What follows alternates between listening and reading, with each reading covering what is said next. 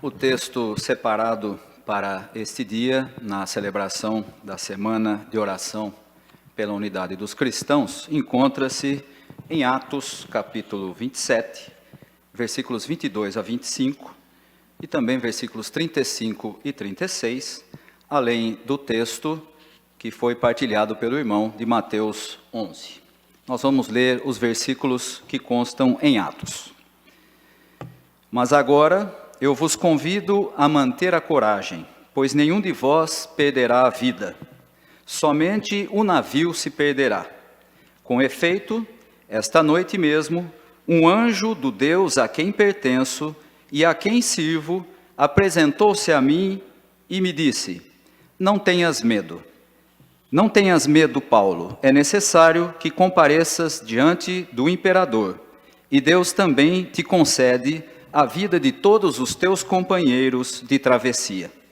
Coragem, pois, meus amigos, eu me fio em Deus, sucederá como ele me disse.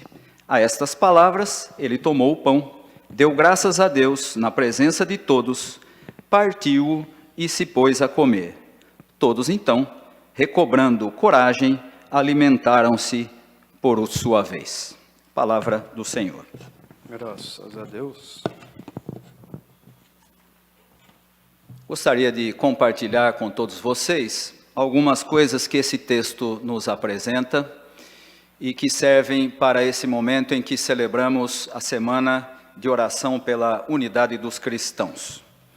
Se você já teve a oportunidade de ler o livro de Atos, vai perceber que há um fio condutor, uma história que é contada durante todo o livro e que começa em Jerusalém, que começa com a promessa de Jesus de que os seus discípulos receberiam o Espírito Santo e eles então seriam suas testemunhas em Jerusalém, na Judéia, Samaria e até aos confins do mundo.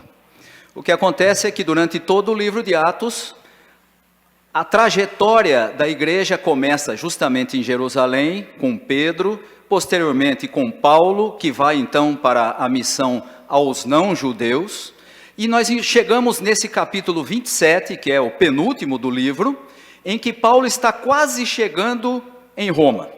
E chegar em Roma e dar testemunho diante do imperador era o cumprimento daquilo que foi dito lá no começo.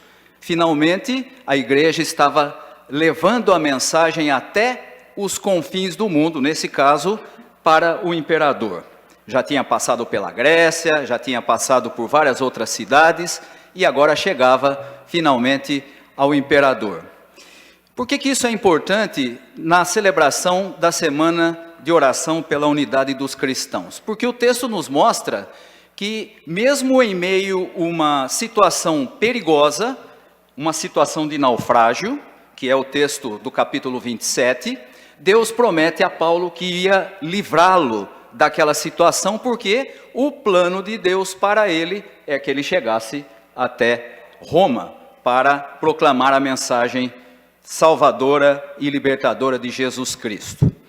E essa ideia de que tudo o que aconteceu com Paulo até chegar em Roma estava dentro do objetivo do plano de Deus, nos mostra algo fundamental quando celebramos a unidade dos cristãos.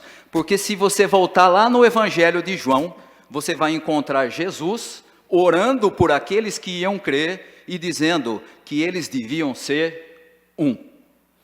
E nós temos que reconhecer que, historicamente, a igreja nem sempre tem levado isso muito a sério. Nem sempre a gente tem feito a nossa parte para que isso se torne realidade. Mas essa é a vontade de Deus para os que o seguem. Essa é a vontade de Deus para os seguidores de Jesus Cristo. E por isso esse texto nos mostra esse elemento importante. O fato de ser vontade de Deus que nós celebremos a unidade dos que creem.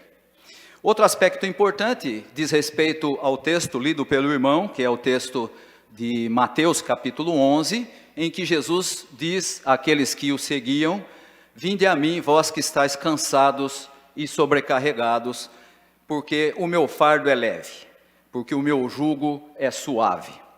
Jesus sempre aberto àqueles que se sentiam oprimidos se sentiam sob um pesado fardo, no caso aí é a lei de Israel, a lei de Moisés, que exigia que o sujeito cumprisse tudo, e se falhasse num pequeno item, perdeu tudo o que fez antes, e Jesus vai dizer, olha, esqueça todos aqueles mandamentos, se você amar a Deus acima de todas as coisas, e amar ao seu próximo como a você mesmo, você já cumpriu toda a lei. E portanto, nessa semana que celebramos a unidade dos cristãos, que oramos pela unidade dos cristãos, precisamos nos lembrar de tantos outros, como já foi citado aqui, de tantos outros que também são perseguidos, que também enfrentam problemas, que também se sentem distantes de Deus, mas a mensagem de Jesus é: eu estou com vocês até o final dos tempos. E essa mensagem é importante porque ela possibilita a unidade que nós queremos buscar. E finalmente a parte final do texto que nós lemos, de Atos, diz assim, os 2 últimos versículos dizem assim: a estas palavras, Paulo tomou o pão, deu graças a Deus na presença de todos, o partiu e se pôs a comer. E então todos, recobrando coragem, alimentaram-se por sua vez. A tônica dessa celebração de hoje é a esperança. E a esperança nos vem quando, além de entendermos a presença constante de Deus na nossa vida, além de entendermos que a vontade de Deus é a unidade dos cristãos, quando nós temos a capacidade de celebrarmos juntos, de participarmos da sua mesa juntos. Isso significa, nós estamos dispostos a sentar com aqueles que creem como nós e partilharmos da mesa do Senhor.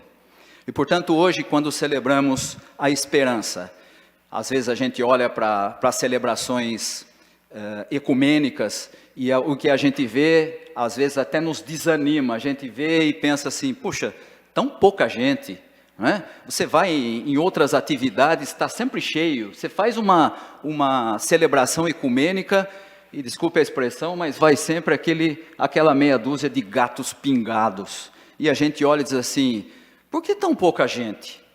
Não podemos, e isso aprendemos com essa celebração de Paulo no final do texto, não podemos perder a esperança de que aquela vontade que Jesus expressou, de que haja unidade entre os que creem, se torne realidade.